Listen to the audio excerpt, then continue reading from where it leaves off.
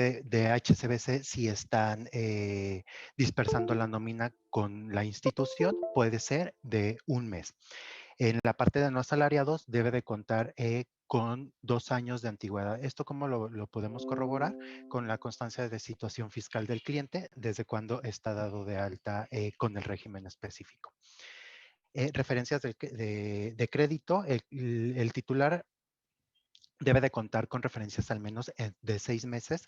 Esto es en la parte de financieras. ¿A qué nos referimos? Con tarjetas de créditos o a la parte de créditos simples con otras instituciones financieras.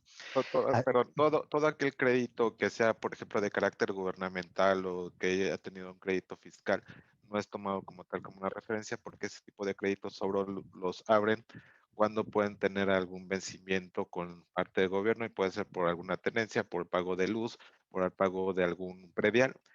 Es por eso que hoy no tomamos ese tipo de créditos como referencia. Adelante. Muchas gracias. En la parte de ingresos mínimos, para el titular es de 8,500 netos, para cofinanciamiento es de 7,500 netos, para Fobiste para todos tenemos una distinción de 7,000 pesos brutos. Aquí, sin embargo, se estaría realizando el cálculo referente al ingreso neto del cliente como tal. Y, y para la parte de coacreditado, cualquier coacreditado deberá contar con un ingreso mínimo de 5,000 pesos. Así es los requisitos mínimos para empezar a perfilar a nuestro cliente. Posterior a esto tenemos los tipos de clientes que estamos segmentando en HSBC. Un cliente normal es un cliente de mercado abierto que no tiene una relación de negocios con HSBC, un cliente nuevo para HSBC y se tendría que ingresar por esta relación, por este tipo de cliente. Otro tipo de cliente es el cliente nómina, los clientes que tienen dispersiones con HSBC.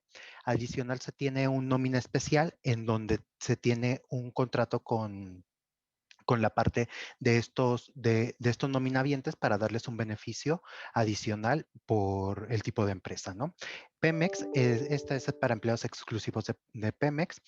Poder Judicial, este segmento es para la Suprema Corte de Justicia, Tribunal Electoral del Poder de la Judicial de la Federación y Consejo de la Judicatura Federal. Aquí es importante acotar que todo el Poder Judicial estatal no se podría entrar con este tipo de beneficio de Poder Judicial. Tenemos la parte de economía americana, que son clientes mexicanos y que viven en México y su fuente de ingreso es proveniente de Estados Unidos.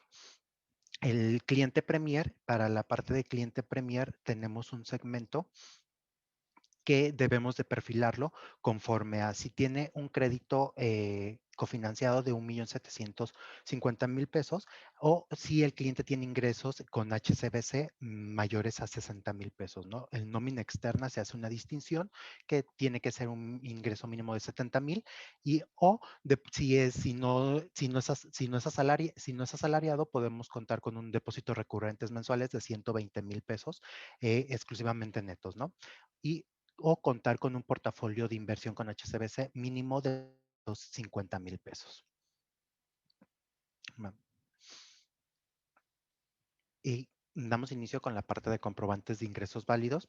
En esta parte lo segmentamos por asalariado, que es una persona física. ¿Qué es lo que necesitamos? Son 2 meses de recibos de nómina para comprobar ingresos o 2 meses de estados de cuenta nómina. Aquí para Fobiste para todos requerimos un mes de recibos de nómina, ¿va? Para la parte de no asalariados, lo que es un profesionista independiente, se necesitan 4 meses de estados de cuenta en efectivo más la constancia de situación fiscal. Aquí en la constancia de situación fiscal, recordemos que debe de estar impresa en un lapso menor a 30 días. En la parte para todo lo que es PFI, se requieren 6 meses de estados de cuenta en efectivo más la constancia de situación fiscal. Tenemos otra parte para las personas que cuentan, que quieran calcular, que quieran comprobar ingresos con persona moral.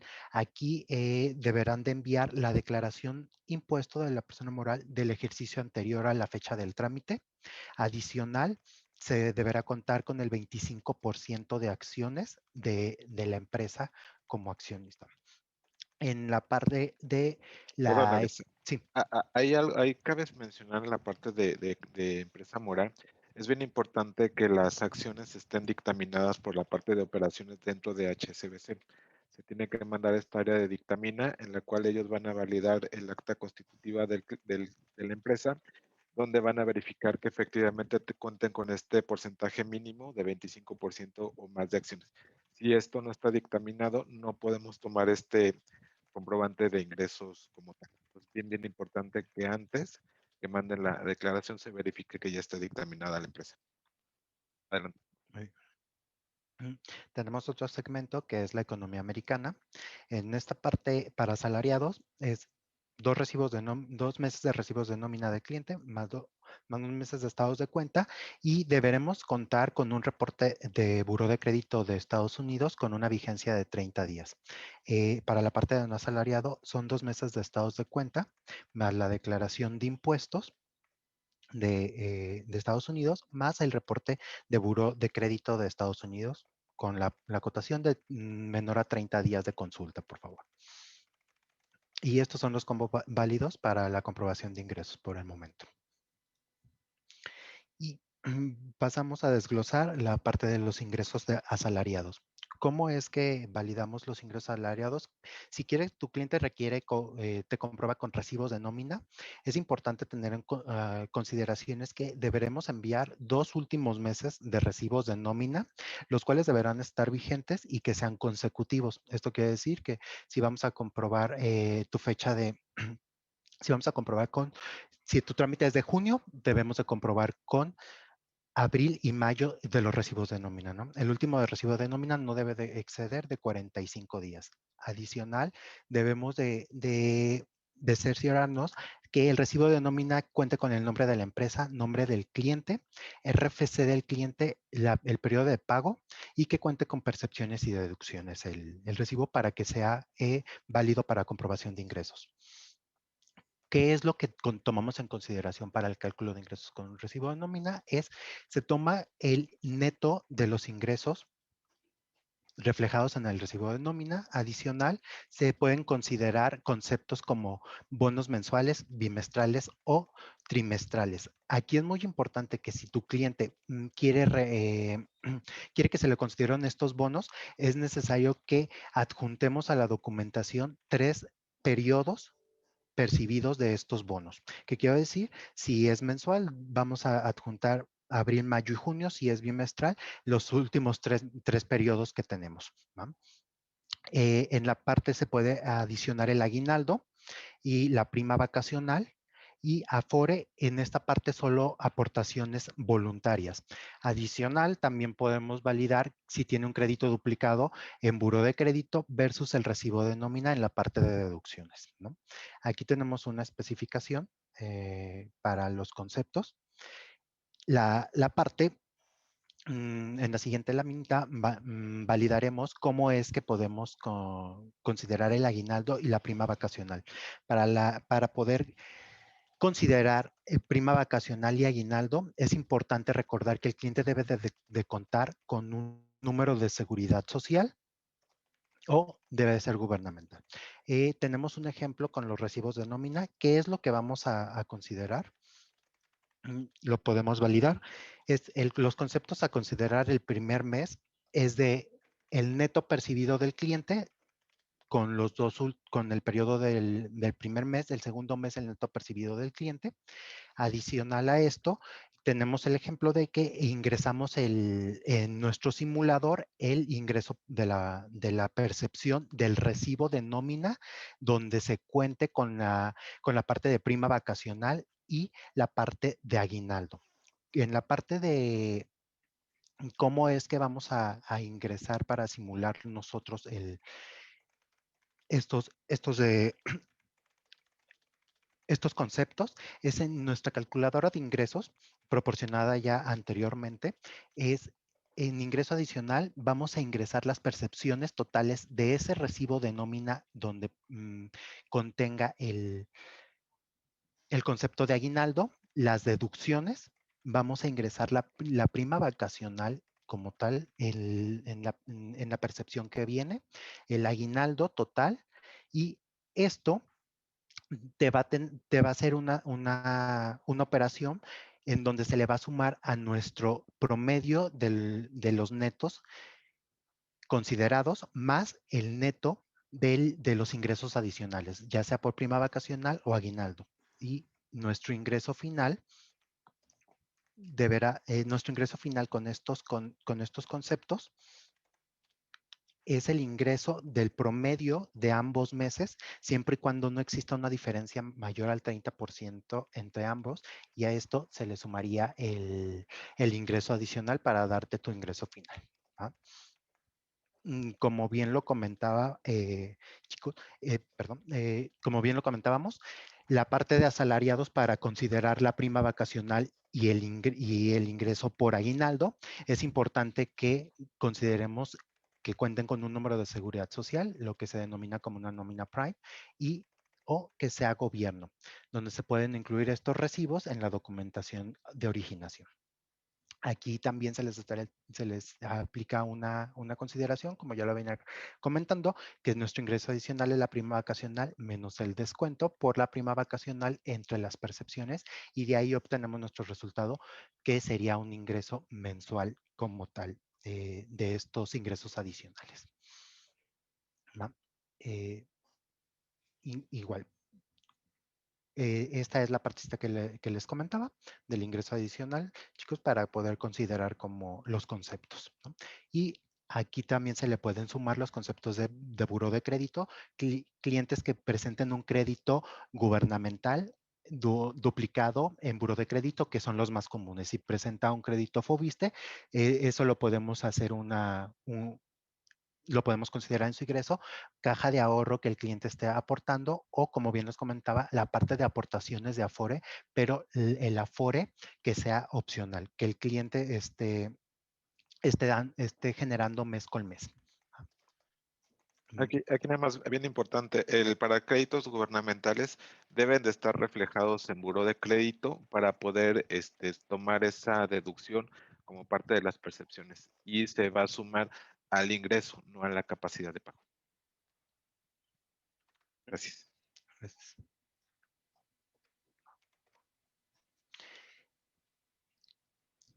El siguiente comprobante de ingresos válido es el estado de cuenta. Si tu cliente quiere comprobar con estados de cuenta nómina, es necesario que envíe los dos últimos de estados de cuenta que estén consecutivos, y es importante considerar aquí mandar todo el detalle de movimientos del estado de cuenta, por favor. Adicional, tenemos que cerciorarnos de que cuenten con el nombre de la institución que lo está expidiendo, el RFC y el domicilio del cliente, ¿no? Aquí tenemos una acotación. Si el cliente también le expidieron un estado de cuenta de manera bimestral, este también puede ser considerado. Sin embargo, no debe exceder de 45 días de expedición conforme a la fecha de alta de tu crédito. ¿Qué es lo que se valida en el estado de cuenta para hacer nuestro cálculo de ingreso? Se consideran los depósitos por nómina.